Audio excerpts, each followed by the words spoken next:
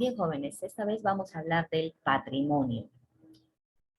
El concepto de patrimonio en realidad se remonta al derecho romano temprano durante la República, periodo en el cual significaba algo así como la propiedad familiar y heredable de los patricios, o sea, del padre, que se transmitía de generación a generación y a la cual todos los miembros de un gen o familia amplia tenían derecho.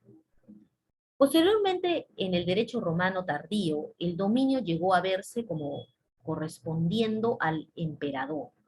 Consecuentemente, el concepto de patrimonio se extendió a incluir el derecho que ese emperador y nominalmente todo el pueblo romano tenía sobre la totalidad de la propiedad bajo el control de Roma o sus habitantes, similar al concepto moderno de territorio nacional.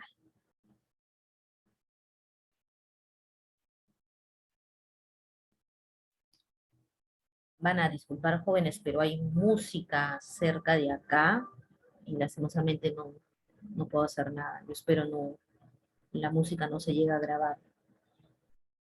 Bien. Ese doble y más bien confuso sentido del término se mantuvo en la tradición legal hasta aproximadamente la promulgación del Código Napoleónico. Si bien el código mismo trata el concepto de manera superficial, es la perspectiva fuertemente influenciada por la visión liberal, desde la que el término adquirió su connotación de propiedad individual. Sin embargo, tal tratamiento también dio lugar a que una serie de comentaristas interesados originaran lo que ha llegado a llamarse la teoría del patrimonio. Dado que las disciplinas sociales modernas tienden a considerar la propiedad como un conjunto de derechos, esa teoría del patrimonio tiende a referirse a derechos más que a cosas. Patrimonio es el conjunto de derechos y obligaciones de una persona jurídica.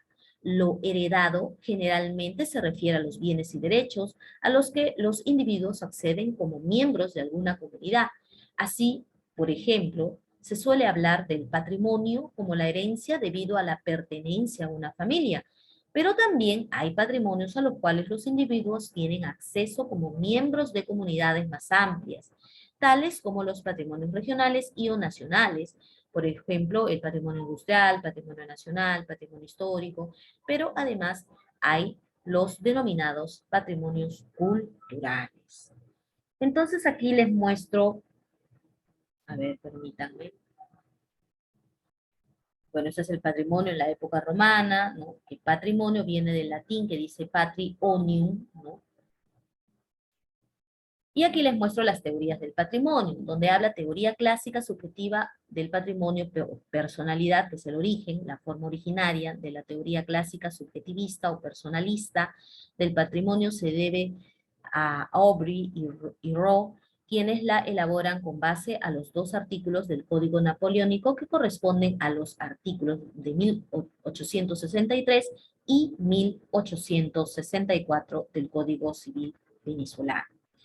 Teoría ecléctica.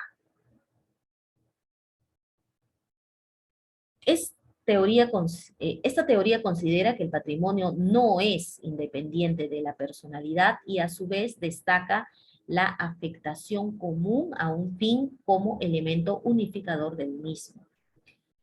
La teoría alemana objetiva o del patrimonio afectación.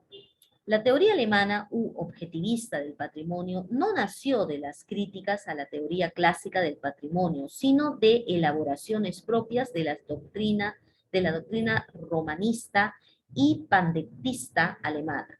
Sus principales exponentes son Binz y Becker.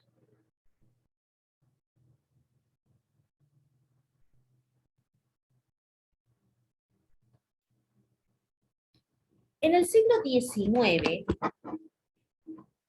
empezó a valorarse lo que conocemos como patrimonio artístico, donde lo público se relacionaba con la historia y se actúa con un interés conservador por los edificios. Pero a principios del siglo XX surge la etnografía. Ya el patrimonio no es solo lo físico, sino también lo inmaterial, lo oral, los antiguos oficios, etcétera. Actualmente el patrimonio es un término que está en constante revisión. El patrimonio material y el inmaterial son recursos sociales de beneficio. Es una industria cultural. Restaurar para sacar beneficios a los turistas. Se relaciona con la sostenibilidad, incluso la escenografía cultural como representaciones teatrales en las calles. Entonces, patrimonio no es solo lo heredado por sus parientes, sino es el conjunto de recursos que un pueblo ha creado a lo largo de la historia para asegurar su sobrevivencia y reproducción, la que pertenece a todos. Patrimonio es un legado de las generaciones precedentes y que debe ser traspasado a las futuras.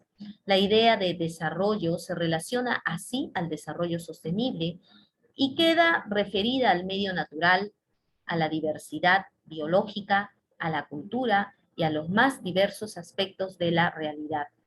El patrimonio se entiende como un bien de interés cultural, centro histórico, conjunto histórico, monumento, patrimonio urbano, rehabilitación urbana. Patrimonio cultural inmaterial de la UNESCO, aquí en la fotografía ustedes tienen el tango.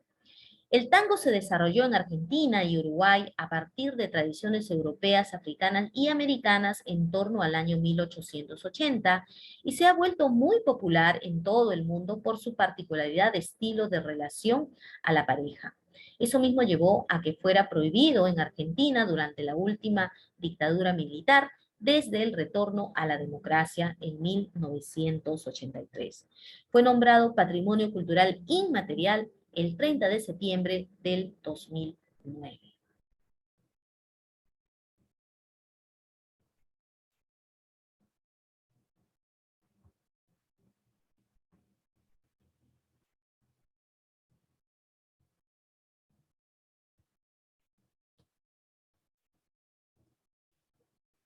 Se llega a la conclusión que la razón principal para proteger esos enclaves es porque significan algo importante para las personas y su significado y valores les confiere un atributo de patrimonio que es la herencia de lugares y cosas especiales.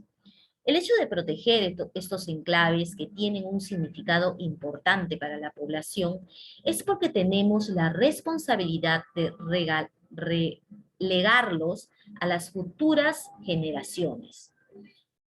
Estos lugares, objetos o seres vivos representan algo importante para los individuos en particular y para la sociedad en general. Opciones de desarrollo local, conexión con una memoria colectiva, reafirmación de la identidad o posibilidades de esparcimiento. Entonces, aquí les muestro una de las maravillas del mundo actual, patrimonio de la humanidad, Machu Picchu.